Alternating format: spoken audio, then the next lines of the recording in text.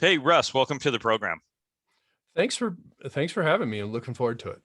Yeah, my pleasure. So when you contacted me, I was looking at what you do and I thought it was so interesting and so different from other, people that we've had on the podcast. And I was really interested to dive into every one of our listeners, every one of my clients struggles with patents and IP and how to use it. Should they use it? Should they get it? And I hear all over the board. I don't really need a patent. Oh, I can't get a patent. Oh, I should or shouldn't get a patent. Oh, it's too much. I'm going to throw it to the side. Really, it runs the gamut. And so I thought it would be interesting for us to have a good discussion about patents in a wide range. But before we do that, let's introduce you. Tell the all my listeners are called big boxers because not like underwear, but they want to get into big box stores. And so tell them a little bit about yourself, what you do, and then we'll kind of go from there. Um, well, my name is Russ Krajec. I'm a recovering patent attorney. Um, I saw that I in your thing. What does recovering patent attorney mean? well, I'll tell you a little bit. I'll tell you my story. I was an engineer. I had, I've been through the patent process a few times as I was working at different companies, Hewlett Packard and others, and so I was somewhat familiar about being an inventor or whatever. But I always had this desire to invent my own stuff and bring it to market.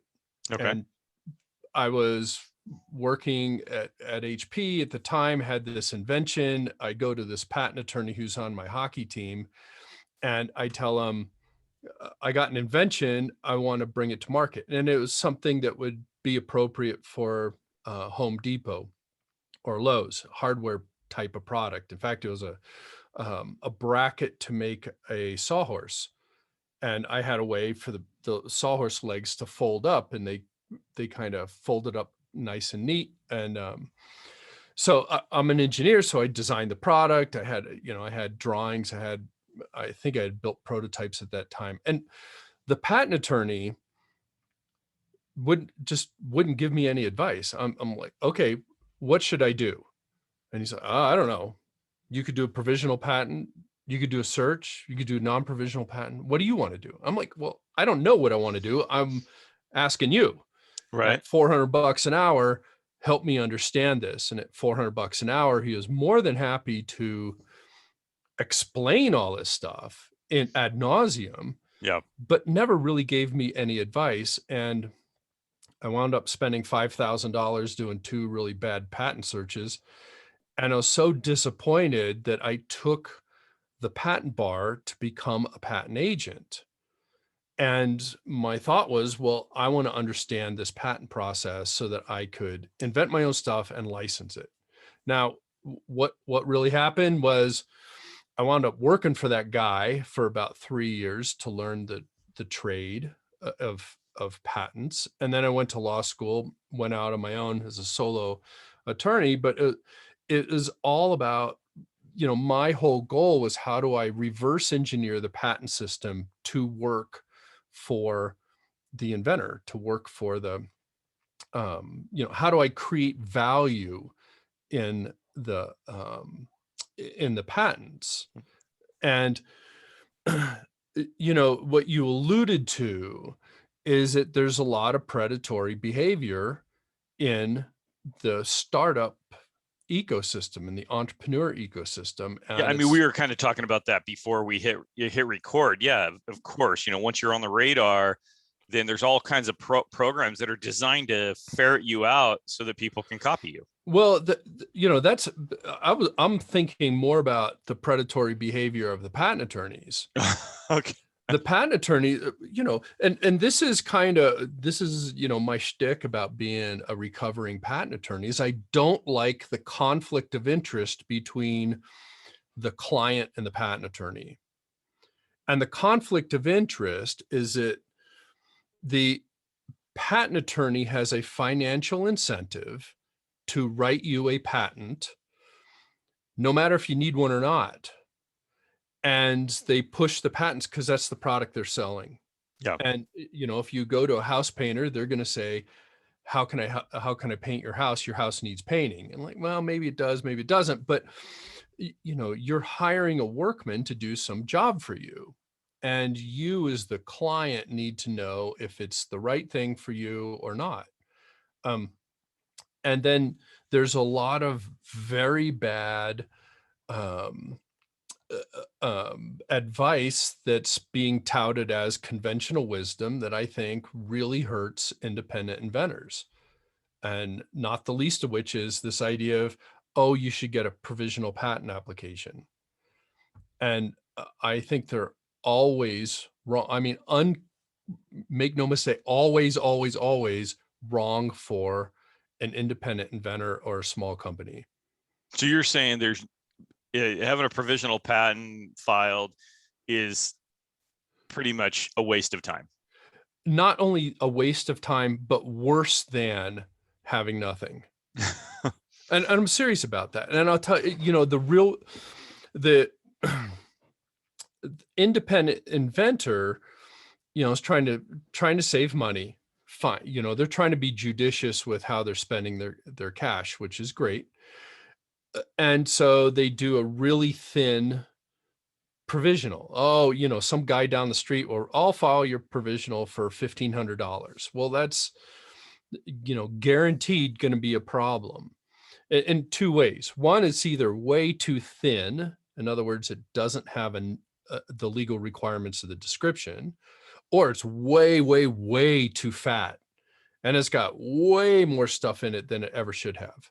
Okay. And that turns into a long-term problem as well. And it's the same way, you're hiring a workman to do some job for you. And if you walk into a patent attorney's office and say, here's my 400-page description of my invention, or here's my 1-page description, and they say, file it for me, the patent attorney is going to file it for them, Right. even if it's the wrong thing for the company. But because you asked them to do it, they're going to do it. And the predatory behavior turns into, oh, get this provisional. Now I'm protected. Now I have an early filing date and all this nonsense. But the truth is, you're going to have a good patent application when somebody spends the time to do a good job writing it. And until that happens, you have no protection. So I think conventionally people think if I get a provisional patent, that gives me a window of time that I'm protected, so I can, pool my money and maybe get some more financing to really file the actual patents. You're saying right. that that's just this false sense of security, and it is that a lot of a couple errors that people make. One is they think that I have you touched on it, false sense of security. Here's the problem, is that they behave as if they have ironclad patent protection on a provisional.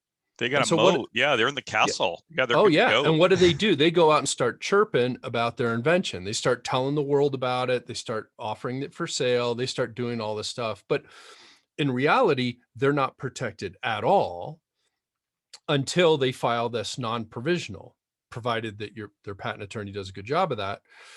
They won't be protected until after that happens, but they're behaving as if they are. Right. Well, what's a provisional patent for then? Well, what it is, it's it was created in the patent laws that changed about 1995 when they started harmonizing US patent law with all the European stuff. And before that,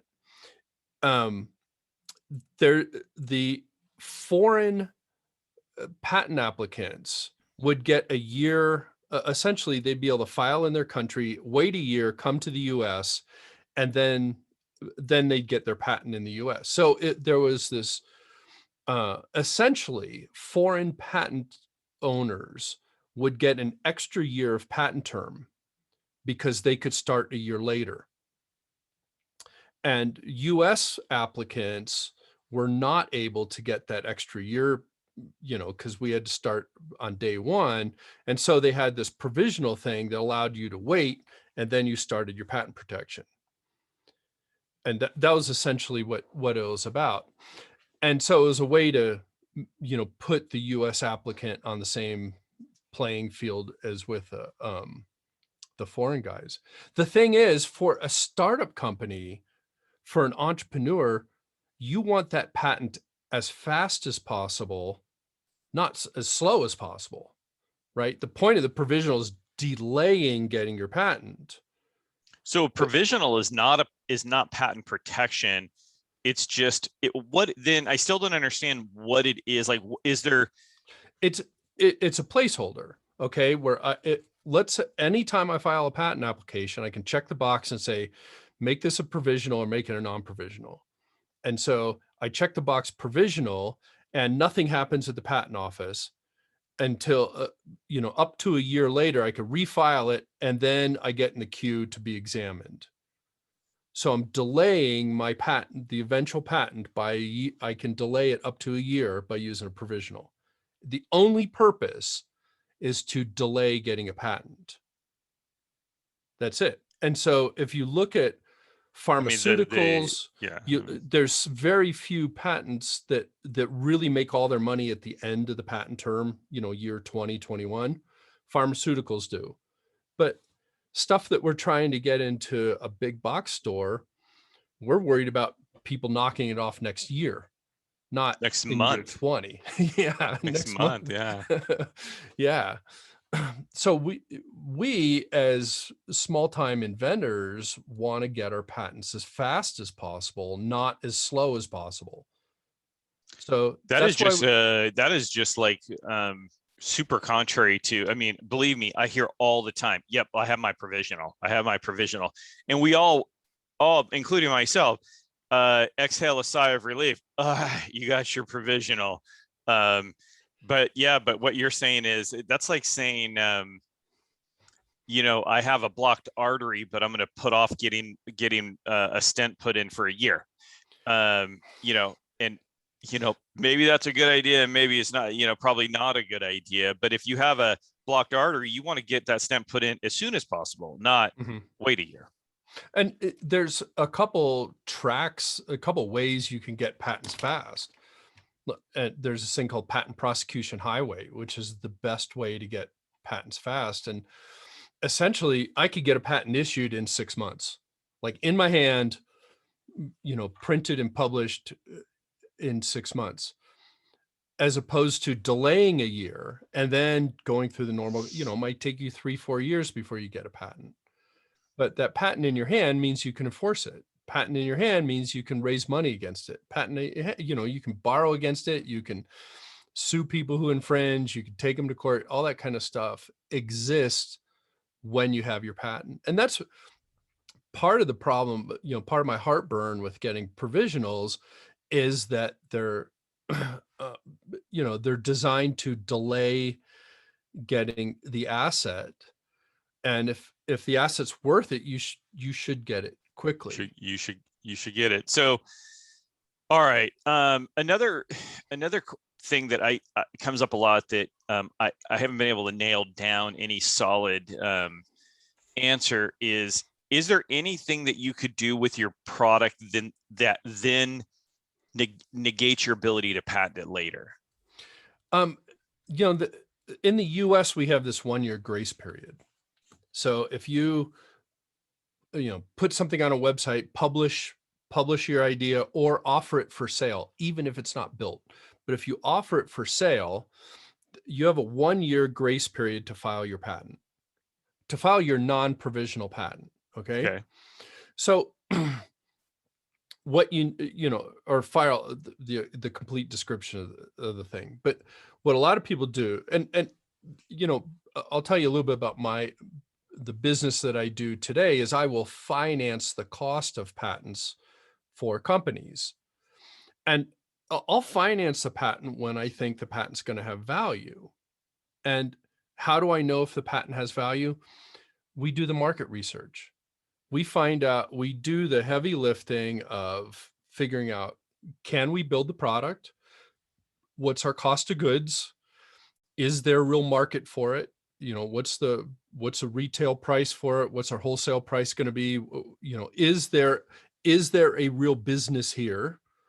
If we go through that exercise and we know that there's we have confidence that there's a decent business here, I'll finance the patents. Typically we're not trying to do one-off patents on single products, but my investment thesis is make sure there's a market and then the patent will have value, as opposed to, oh, I got this great idea. Isn't it? It's $1 billion idea. Absolutely not. There's no $1 billion of sales. Right. And so making sure that there's a real market is far more important than making sure that there's, that you have a patent. Well, we do. Yeah. I mean, first of all, I kind of feel bad because I feel like I was trying to build up to this bomb dropping. Hey, we finance patents if you have a really good idea.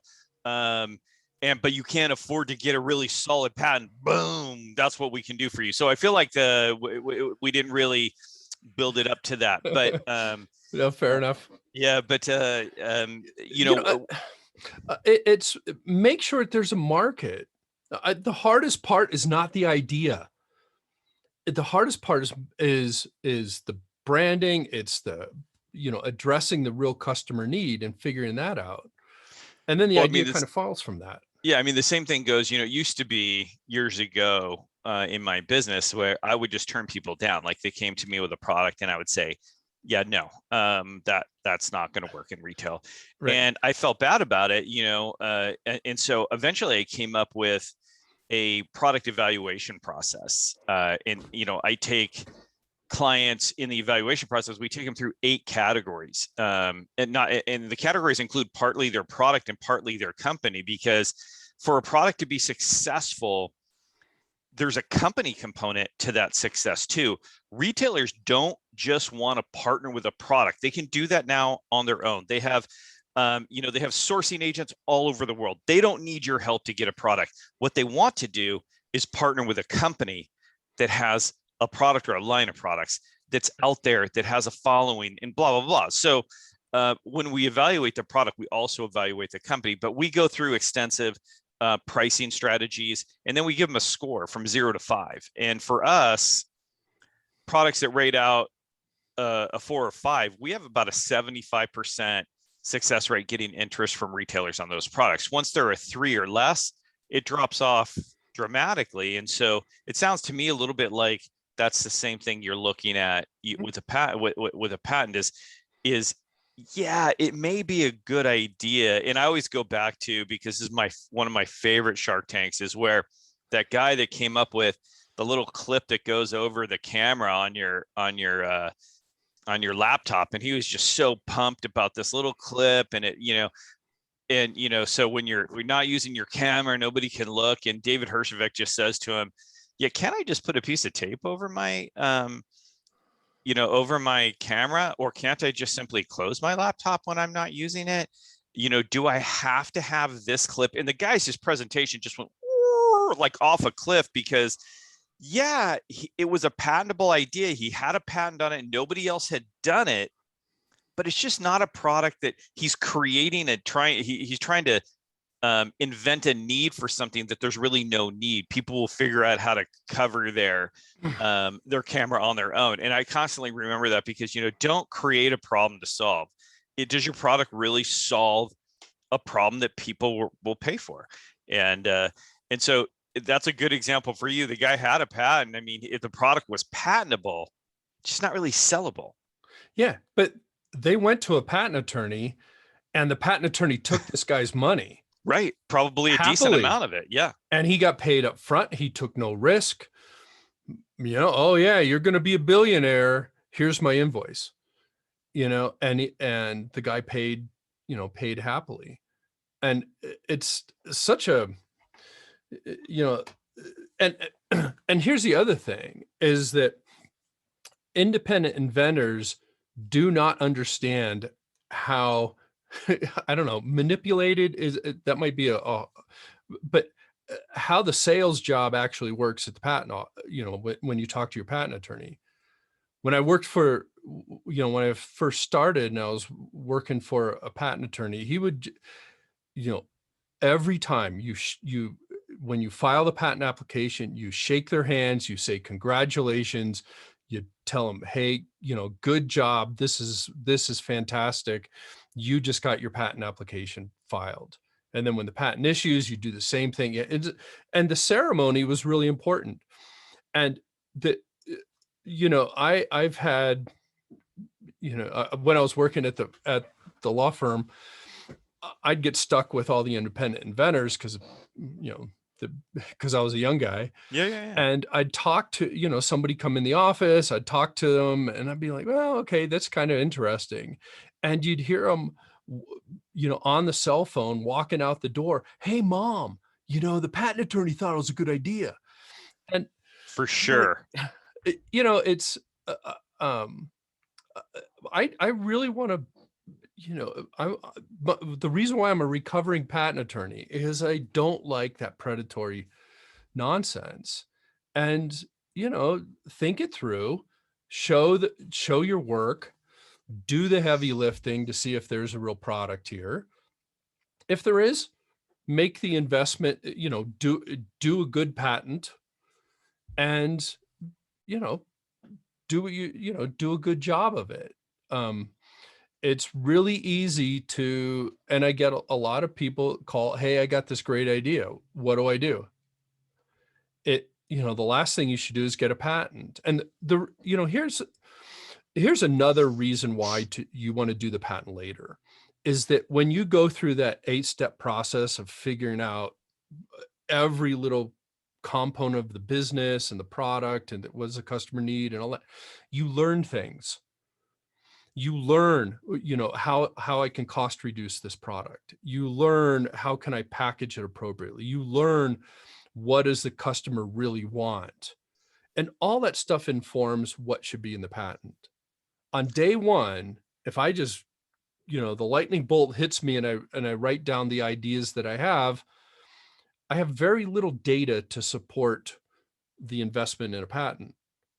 And so I really ask people to go through that thought process, the learning process of building out that idea, finding the right product that fits it, do the heavy lifting of the engineering and the marketing, then write the patent. Yeah. I mean, well, there's so much more that goes into, I'm a member of a couple of inventor Facebook groups, and every day there's somebody on there that has an idea that they want to license. And I say it 100 times that generally nobody's going to license your product that's unproven just because you have a good idea. You need to build it, patent it, sell it, prove it, give it some value, and then somebody might be interested in actually buying it from you, licensing it. But just because, I always say, unless you came up with the 90210 poster right at the peak of 90210, then yeah, probably not. But I can see how easily drawn in these inventors are, because they're good at coming up with an idea, but they don't know all that's involved. And so they look to you. You're an attorney. You're here to protect and help me. And therefore, I will trust generally whatever you say, rather than looking at the attorney of, this guy's here to file patents. That's how he makes money. You go to a divorce attorney, he's going to try to give you a divorce. You go to a bankruptcy attorney, he's going to try to put you through a bankruptcy. That's what they do. Not to say that there's anything wrong with that, but just eyes wide open going in there. You go to a bankruptcy attorney, probably not going to try to talk you out of filing bankruptcy. Might give you some options, but in the end, their job is to do that for you. Yeah, and the same thing with a patent attorney. Yeah. And don't and you know the The attorney-client relationship is two elements. One is that if I'm your attorney, I'm your agent. You tell me to do something, I'm your guy. I have to go out and do that. You want to Right. patent, I can practice in front of the patent office or at court or whatever. You want that done? My job is to go do it for you. I'm your agent. Okay, that's pretty well understood. The other part is this fiduciary responsibility. I'm supposed to tell you the truth. I'm supposed to tell you the hard facts that you need to know. But the problem is that the hard facts you need to know directly conflict with my personal interest. I wouldn't make any money if I constantly told you, look, the pound is going to cost you 50 grand. And then you probably got another 200 grand to put into this before it's even sellable. That's nobody's going to have a business that way. Well, yeah. And so there's a lot of predatory activity. Oh, I'll write your provisional, whatever you want. And, they downplay that fiduciary responsibility. And the truth is the patent attorney's duty of care is to get you a patent. And so they're going to find, how do I get a patent for this? Well, maybe I'll get some undetectable method claims that I know are easy to get through the patent office. Okay. And he'll show it to you, sign this document, say, you looked at this. Is this what you want? And you're like, well, I don't know. I'll sign it. And then they call me, then they wind up calling me later because we'll do loans using patents as collateral too. And they'll say, oh, can I borrow $2 million or $20 million on this patent? And you look at it and like, dude, this is a completely undetectable method claim. It is absolutely undetectable. All you did was take your best trade secret, you paid an expensive attorney to publish it for the world to see, and you have nothing in response, in return. And then they're asking me, can we borrow money against it? And I'm like, no, I can't, because these patents aren't very good. And that's where the disconnect happens, where you as the customer need to know, are you hiring this person to do something that's going to add value to you? And that, what we've kind of taught, all these ideas we've tossed around are kind of that fog that a lot of entrepreneurs, especially first-time inventors, just haven't experienced yet and don't know how to navigate. Well, let's not burn all the patent attorneys at the stake. I'm sure that there's probably some decent patent attorneys out there in the world. And so to you, decent patent attorneys, well done. But again, eyes wide open. All right, let's break down the nuts and bolts of, first of all, tell me, let's say I created, and I'm going to create a scenario for you, and we're going to walk through several of the things that you do. But let's say I created this completely unique sports product. It helps a significant amount of people do something that they're not generally able to do right now, and it enhances the value of their game and the happiness of their game. And but there's nothing like it on the market. So it's not a tweak on a current product. It's a brand new, never been seen before product. I'm able to prove to you that it's needed, it's wanted, it's price effective, it has good margin. I have all these surveys that I've done. I've been out to tournaments and talked to professionals, and I bring all this to you. What is it going to cost me to get this thing really protected? So the US average cost for writing a patent application is between $12,000 and $15,000. That's the entry fee. That is just writing the description of the invention, writing the claims, and so on. And then we send it into the patent office, and then we have the back and forth between the attorney and the examiner. And that usually takes, it can take a couple years. There's different ways you can expedite it. We could chat about that, but you will pay typically twice as much in the what we call the prosecution, the back and forth with the examiner, as you will for just writing the application. And so Okay. you're going, cash out of hand. If you went down the street to the average patent attorney, you're going to spend 30, 40, 50,000 bucks all, before that patent arrives in your hands. Now you can mitigate some of that uh, by doing, better patent searches ahead of time and so on. Sometimes We're patents, pretending that I'm like I'm an inventor. I'm not any type of a patent anything. So yeah. I came to you with my invention, but nothing else. Do I want to finance that patent? I want to see I want to see a business reason for why that patent has value. Okay, well, so first of all, just to patent it, it's going to cost me, let's say, average 45 grand to get a Yep. good defensible Yep. patent that I can feel and sleep at night. Now, um, let's pretend that I'm able to show you that, like I said, the product wanted, needed. It has a space. It enhances people's lives. And that I have people lined up already to buy it, and retailer. Let's say I have all that, and you're gonna make an offer to me to finance that for me because I don't have the 50 grand. Mm-hmm. What we typically do is what we're trying to do is finance that 50 grand. Right. And so in a deal, our typical deal terms are a loan for that amount that becomes due when the patent issues. And so we typically structure it as a loan, and you pay interest only payments until the patent issues, and then you pay principal and interest afterwards. And the key about this is that you can walk away at any time. What I'm saying, if I'm financing your patent, is that you can walk away from the patent at any time, and I'm happy to take it back. So I'll live with the patent if you don't. And that So if I puts, walk away, then you own the patent. yeah.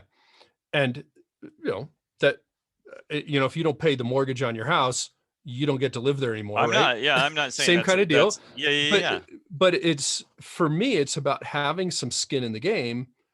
And I'm designing that patent to be licensable, to be saleable, that it will survive litigation, and I'm happy to take it. I mean, if you're getting a patent, if you go to a regular patent attorney and you get halfway through the patent process and say, you know what, I don't want this anymore, why don't you take it back? They're not going to do that. That you bought it, you paid for it, you bought it.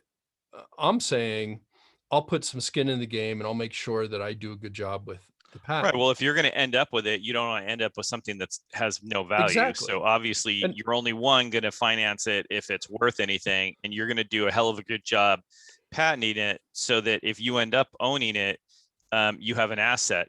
Now, so how long, on average, is this patent going to take? um, it depends on what the business need Just give me an is. average. On the fast end, we could get a patent in 6 months, like hold it, published patent in your hand in 6 months. And we do that through the patent prosecution highway. And it's a lot of push-ups. I'm going to compress all that expense into a very short period of time, but I can get a patent really quick. If I take the normal route, I can wind up, it can wind up being 2, 3, 4, 5 years before the patent issues. But I only have. So if it takes 3 or 4 or 5 years, I can only sell it for. Can I sell it during that time?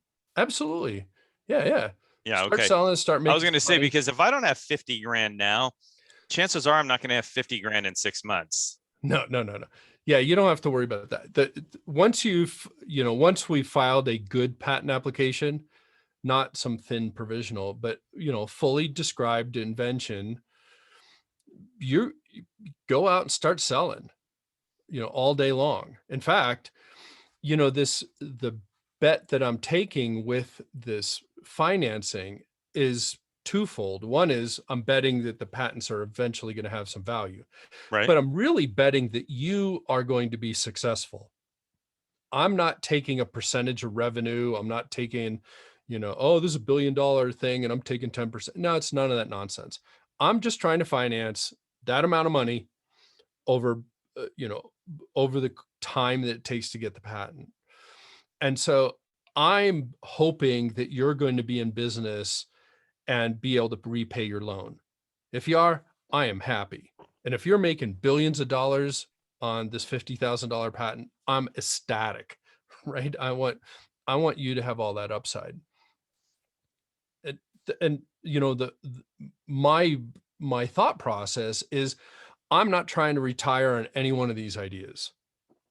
Not a single one of them. I'm, want to do this by the train load, a bunch of individual patents, not not just one and I'm retired kind of thing. So, it's a lot more thoughtful, it's a lot more workmanship and just, procedural. This is what I'm trying to look for a good idea, make sure the company's going to be successful, make sure they have everything they need to show some success, and then make sure the asset is going to have some value at some point. And And then what do you go ahead? Sorry. I'll make an investment. Yeah. And what do you do with, I assume based on your model that you do end up owning some patents. What do you do with those? Well, then I try to sell them on the secondary market. There's um, there's I actually use patent brokers who know how to unload these assets, and they have a Rolodex. They know people in different companies that acquire the assets. They're typically patents wind up being trading cards in some kind of litigation. Right. There's different routes for selling the patents.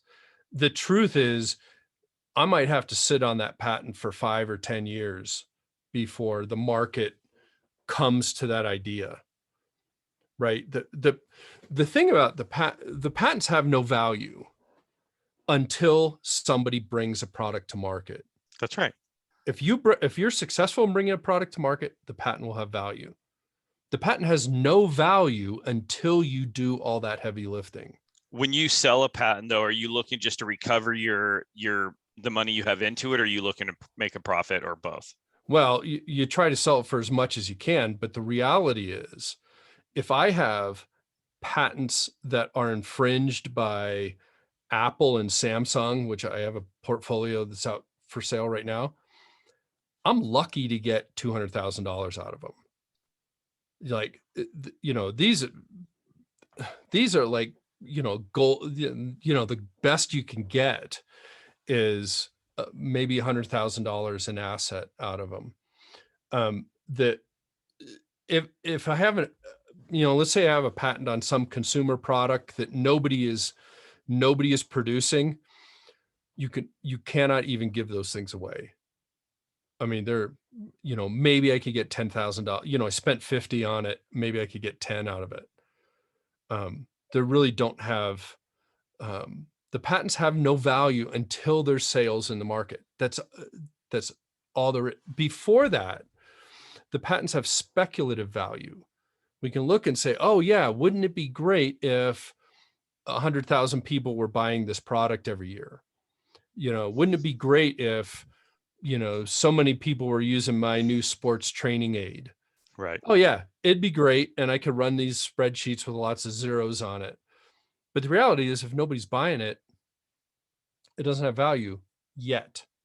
And Well, somebody has to make the investment to make that patent have I value. have an idea for you, but we'll talk Yeah. about that offline. All right. So bringing this whole thing to a close, Mhm. somebody's got an idea. It's a good idea.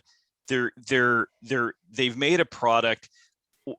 Give me one thing that they absolutely need to do, and one thing that they absolutely shouldn't do. And I kind of feel like we've already done that. They absolutely need to go to you and absolutely don't do a provisional patent. But I mean, if there's a mistake that most people that you come across make, what's that mistake that they shouldn't do other than provisional patent? I think we beat that one. Well, I think, um, I think, uh, I think they give up too soon. I think a lot of people and this is myself included, when I had the product that I mentioned earlier, I think, oh, well, I've invented this thing. I got a patent application filed. How come there's no money? Where's the money? I should be able to license it, and somebody else has to do all the work. And the real entrepreneur is the one who takes the creativity that they use to create the invention and applies that creativity for, how do I bring the product to market? How do I validate that there's a real market here? Who do I talk to generate some interest? How do I go to those professional sports tournaments and get people to use the product and get me some endorsement? I mean, that hustle, that creativity, the entrepreneur creativity, the business creativity is every bit as important as, hey, I got this great idea. You And have to put in the work. you There's have to. unless your name is George Clooney and you came up with your own vodka with your buddy lying on the beach in Mexico, you're going to have to put in the work. And by the way, even he had to put in a tremendous amount of work to get that thing done. But the bottom line is, if you're just Joe Schmo, you're going to have to put in the work. There's no easy way around it. Yeah, and I think that they give up too soon. Okay. They style themselves as, oh, I'm Mr. Idea, I'm the idea but guy, not the doer. but I'm too lazy. And this is the harsh way to say it is, I'm too lazy to do the heavy lifting. Or, if I flip that around, I don't have the creativity to go out and try to some kind of guerrilla marketing, Yeah. tactic or whatever. But I think that that's nonsense. I think that there's enough creativity in the market. I mean, you can just read the blogs, listen to the podcast, talk, look at, posts on guerrilla marketing or clever marketing or whatever. And there's people that are trying interesting things. And if you're creative in the idea stage, you can be creative in the marketing stage. That's right. You put those two things together, you're unstoppable. Yeah. So big boxers, really what we're talking about here is, if you have an idea, but and it's good, you've done your due diligence, it works, but you don't have the money to get a real patent, Russ can help you with that. We're going to have all of Russ's information in the show notes, so you don't have to write it down. If you're cutting onions for your salad right now, don't chop your finger off, because we're going to have all that stuff for you. I think it's a clever idea. I think it's a great way to help out inventors and entrepreneurs. But like Russ said, don't give up so easy. Understand that you're going to have to do some hard work. It's not just about your idea. And now you have some